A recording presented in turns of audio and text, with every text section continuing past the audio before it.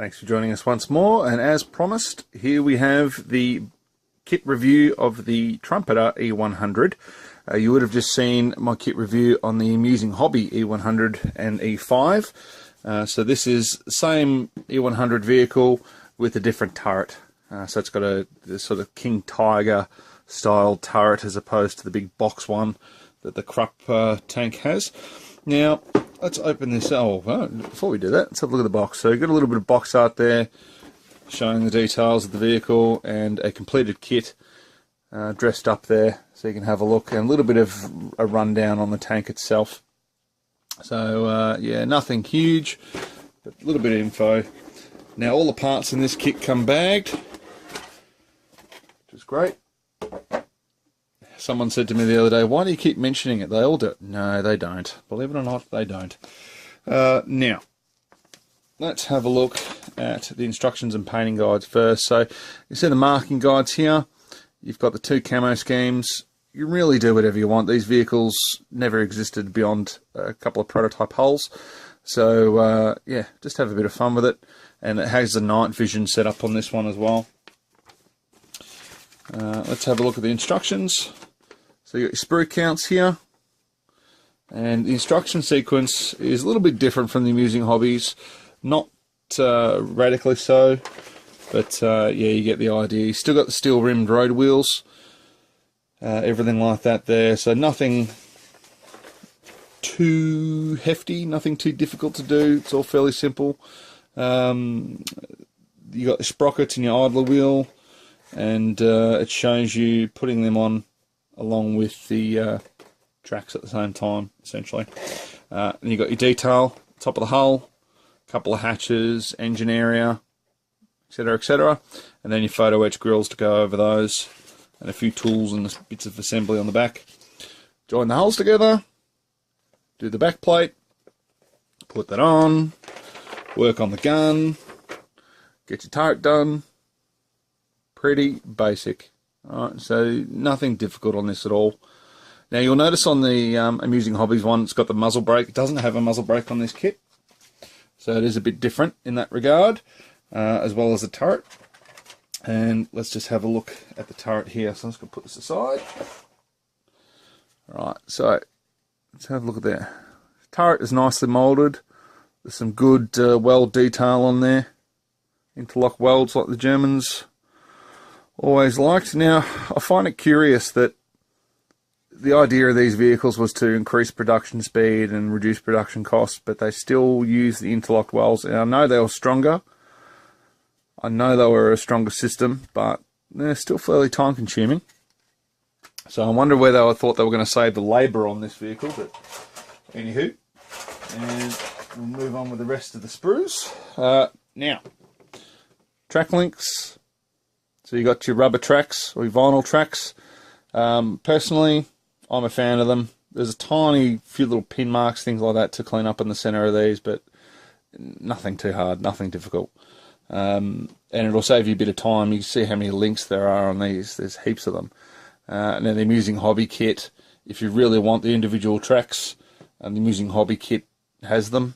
You can also get aftermarket sets for this, I believe, as well. So keep an eye out for those, and we'll start with the sprues, the suspension and road wheels. So steel rim road wheels, same as on the King Tiger and the Amusing Hobby kit as well, and the late war German production vehicles.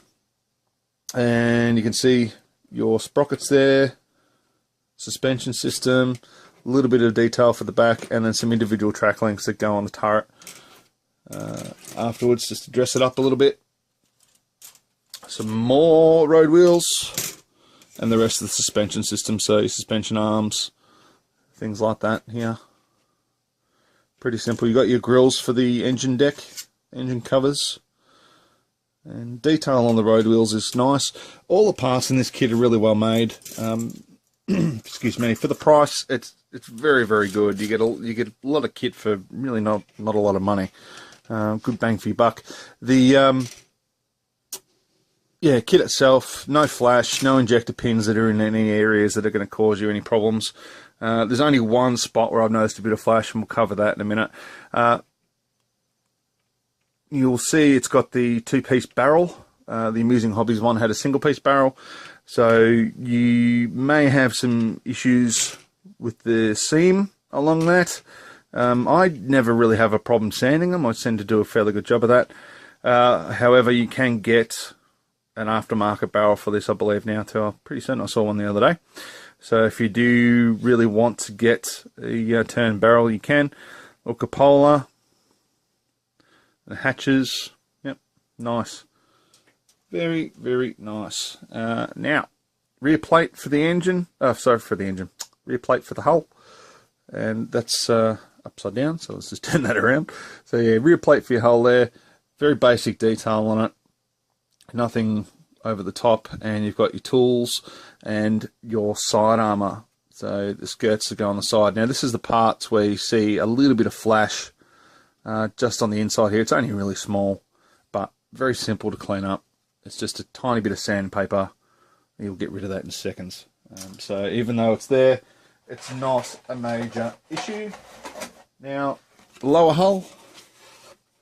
Lower hull's got a little bit more detail than the Amusing Hobby ones, a few more hatches, things like that, and a little weld seam in the middle there. It doesn't have this sort of textured detail on the front here, on the glacis, that the lower glacis that the Amusing Hobbies one had. But if you really want to put that on there, it's not too hard to do. Yeah, molded nicely, looking good. And then, interestingly, they give you this little cover in the box for the upper hull. I'll just slide that out. So the upper hull here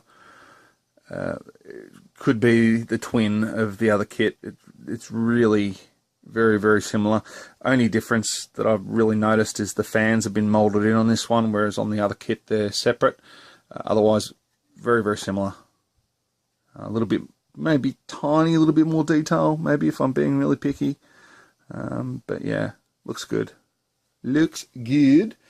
And then last but not least, we have decals. So very simple decals again. Nothing drastic there. They seem reasonably well printed, and I don't think they're going to be any issue. And then you've got your photo etch fret here, which will add some nice detail to the engine deck, which will look pretty good. As far as the decals go, I would really like to see, I mean, I know these kits were never, I know these tanks were never issued to divisions, because this one in particular was only a prototype, and a lot of the E-Series tanks were never even made. But it would be nice to sort of do sort of like a fictional tank in a division, so have some division marking options on these sets. It would be good. Otherwise, delve into the spares. I'm sure if you're an avid tank modeler, you're going to have a few sitting in there that you can use. And that's pretty much it. So it all looks fairly simple and straightforward. Looks like it's going to be a nice, easy construction process and build up to be a lovely tank. Yeah, looking forward to it. If you want to stay in touch with the rest of the E-Series, please like and subscribe. I'll be doing, if you haven't watched the other videos, I'll be doing just about every E-Series tank I can get my hands on. But pretty much everything else from here on in is Trumpeter, but we'll be covering them all as we go. Yeah, thanks for watching, and we'll speak to you soon.